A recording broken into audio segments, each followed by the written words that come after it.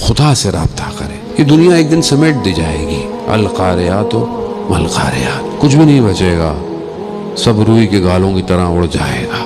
کوئی چیز بچے گی تو انسان کا عمل ہے. بس زندگی میں انسان بھاگتا رہتا ہے، دوڑتا رہتا ہے، یہ بنا لے وہ بنا لے. اچھا ہے حلال رزق کمانا، اچھا گھر بنانا، اچھی زندگی گزارنا بری بات نہیں ہے، لیکن انسان اسی بھاگ دوڑ میں شداد 300 سال لگے جنت بنانے میں. لیکن جیسی جنت کے دروازے پر پہنچا دیکھا ایک جوان نظر آیا. کہا تم کون ہو؟ پہلے کبھی تمہیں دیکھا نہیں ہے.